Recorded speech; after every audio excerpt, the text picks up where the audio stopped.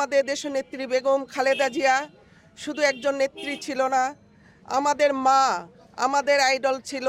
ওনাকে দেখে আমরা অনেক কিছু শিখেছিলাম, অনেক কিছু বুঝেছিলাম, অনেক কিছু করার আগ্রহ আমাদের মনে জেগেছিল। কারণ আমাদের মা তার ধৈর্য, তার সহানুভূতি দিয়ে এই বাংলাদেশের মানুষকে কিভাবে ভালোবেসে আগলে রাখতে হয় তা আমাদের শিখিয়েছিল।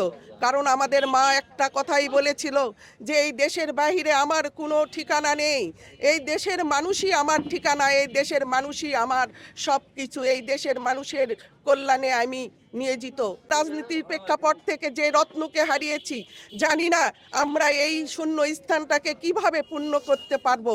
বাংলাদেশ জাতীয়তাবাদী দলের অভিভাবক এবং গোটা বিএনপি পরিবারের অভিভাবক হিসাবে এবং এদেশের ক্লান্তি লগ্নে প্রত্যেকটা সময়ে এদেশের মানুষের পাশে সব সময় থেকে দেশকে সুসংগঠিত করেছিলেন এবং গণতন্ত্রকে রক্ষার জন্য বারবার সে আপসহীন হিসাবে এদেশের মানুষের জন্য কাজ করেছেন।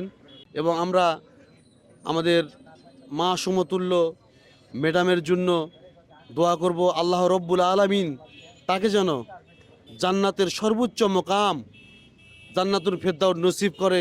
চুল পড়া অনেক কমে গেছে, থ্যাংক ইউ মা। চুলের ভিটামিন জুই মাল্টিভিটামিন কোকোনাট অয়েল। আজকে প্রত্যেকটি বিএনপি পরিবারের নেতাকর্মী সমর্থক ভাইয়েরা আজকে চোখের পানি ঝরছে। দেশনেত্রী বেগম খালেদা জিয়া, বিএনপির যে অপূরণীয় ক্ষতি হলো এই বাংলাদেশের, উনি প্রতিটি দুঃসময় বাংলাদেশ জাতীয়তাবাদী দলের চেয়ারপারসন দেশনেত্রী বেগম খালেদা জিয়া প্রত্যেকটা আন্দোলনে, প্রত্যেকটি লড়াই সংগ্রামে, দেশের প্রত্যেকটি ক্রান্তি লগ্নে সে আমাদের ছায়ার মতো ছায়া দিয়েছেন। আজকে আমরা বাংলাদেশের প্রত্যেকটি নেতাকর্মী আমরা চরমভাবে আমরা মর্মাহত। দেশ নেত্রী বেগম খালেদা জিয়া যে আমাদের মা সমতুল্য দেশ নেত্রী, বিশ্বের কাছে যে মানবতার নেত্রী, আজকে তাকে আমরা হারিয়েছি।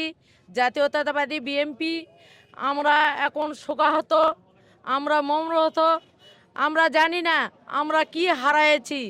আমরা জাতীয়তাবাদী বিএনপি আমরা আজকে কোন নেতাকে হারিয়েছি সেটা আমরা একমাত্র জাতীয়তাবাদী মহিলা দলের পক্ষ থেকে, আমরা বিএনপির পক্ষ থেকে আমরা জানি আজকে আমার কত মূল্যবান একটা রত্নকে বাংলাদেশ থেকে আমরা হারিয়ে ফেললাম।